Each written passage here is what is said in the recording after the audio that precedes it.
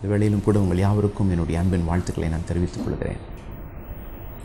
அநேகர் கேட்கிறார்கள், ஜெபம் அவசியமா, அது பிரயோசனமா என்று சொல்லி.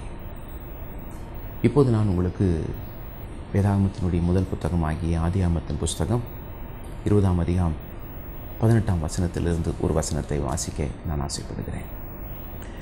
ஆபிரகாம் தேவனை நோக்கி வேண்டிக் கொண்டான்.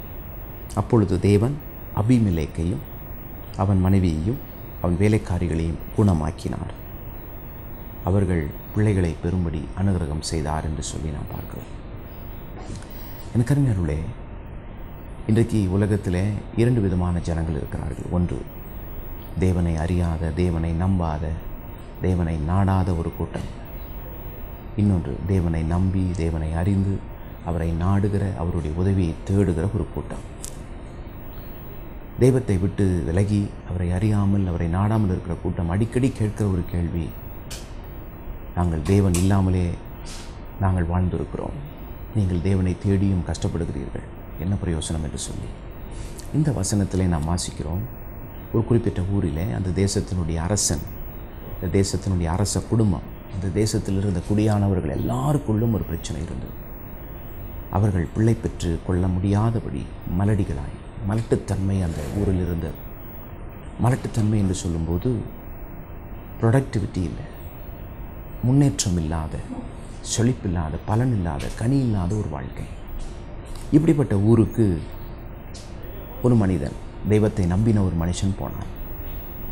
அப்போது இறைவன் அவனை பார்த்து சொல்கிறான், ஆபிரகாமே, நீ தேசத்தின் அரசனுக்காக ஜெபம் செய், அரச குடும்பத்திற்காக, உன்னை ஆளுகிற இந்த அரசனுடைய குடும்பத்துக்காக ஜெபம் செய், இந்த தேசத்துக்காக ஜெபம் பண்ணு, உன் ஜெபத்தை நான் கேட்பேன் என்று சொன்னார். அப்போது ஆபிரகாம் மிகுந்த உருக்கமாக அந்த தேசத்தின் அரசனுக்காக ஜெபித்தார், அரச குடும்பத்துக்காக ஜெபித்தார், அந்த தேசத்தில் உள்ள குடியானவர்கள் எல்லாருக்காகவும் ஜெபித்தார். அப்போது என்ன நடந்தது? அவர்கள் எல்லாரும் சுகமானார்கள். வியாதிகள் சுகமானது, பலவீனங்கள் நீங்கினது, பலன் உண்டானது.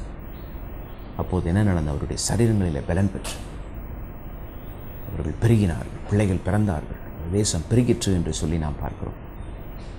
ஒருவேளை ஆபிரகாம் அவர்களுக்காய் ஜெபம் செய்யாமல் போயிருந்தால், அந்த தேசத்தின் அரசனுடைய குடும்பம், இந்த தேசத்தின் ஜனங்கள் எல்லாரும் நோய்பட்டு பெருகாமல் அழிந்து போயிருப்பார்கள், தேசமே சீர்கட்டு போயிருக்கும்.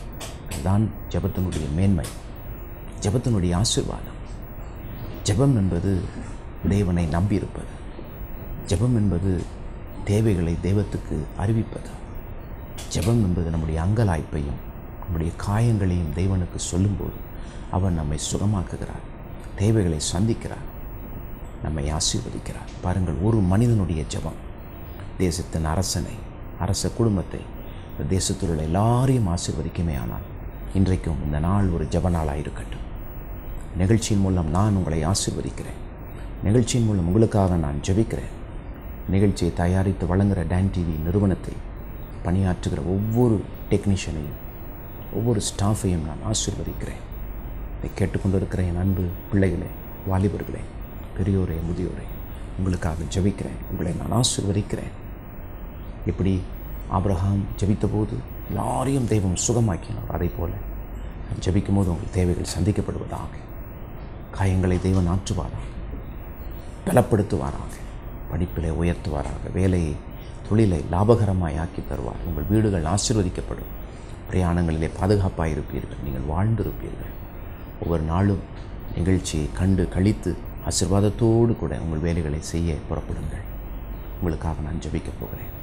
எங்களை நேசிக்கிற எங்கள் அன்பின் பரலோக பிதாவே, இப்போதும் கூட இதை கேட்டுக்கொண்டிருக்கிற ஒவ்வொருவருக்காக நான் ஜெபிக்கிறேன். இவர்களுக்குள்ளே பாவ மரண கட்டுகள் இருக்குமே, ஆனால் இயேசுவின் நாமத்திலே இரத்தத்தினால் கழுவப்பட்டு நீக்கப்படுவதாக. இவர்களுக்குள்ளே தேவைகள் இருந்தால் அத்தனை தேவைகளும் இயேசுவின் நாமத்திலே சந்திக்கப்படுவதாக.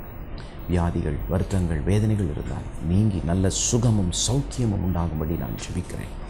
இயேசுவின் நாமத்திலே இவர்கள் விட முடியாத பழக்கங்கள் இருந்தால் அந்த பழக்கங்களை இவர்களை விட்டு விலக்கி போடும். அதை செய்ய முடியவில்லை, இது செய்ய முடியவில்லை என்று இயலாமைகள் முடியாமல் இருந்தால் அதையெல்லாம் எடுத்துப்போட்டு பலத்தினாலும் வல்லமையினாலும் இவர்களை பலப்படுத்தி ஆசீர்வதிக்கும்படி நான் ஜெபிக்கிறேன். செய்ய வேண்டுமே என்று சொல்லி ஏக்கத்தோடு இருக்கிற எல்லா காரியத்தையும் செய்ய அவர்களுக்கு பலன் தார். ஆசீர்வதியும். உயர வேண்டும் என்று துடிக்கிற ஒவ்வொருவரையும் உயர்த்தி நிறுத்தி ஆசீர்வதியும். இவர்கள் ஆசீர்வதிக்கப்படும்போது இவர்கள் குடும்பம், இவர்களுடைய வேலைகள், இவருடைய சமுதாயம் ஆசீர்வதிக்கப்படட்டும். இலங்கை தேசமே ஆசீர்வதிக்கப்படட்டும் என்று சொல்லி உள்ளமாற நான் ஆசீர்வதிக்கிறேன். வாழ்ந்து சுகமாயிருக்கட்டும். இயேசு கிறிஸ்துவின் நாமத்தில் ஜெபிக்கிறோம் எங்கள் நல்ல பிதாவே. ஆமென், ஆமென்.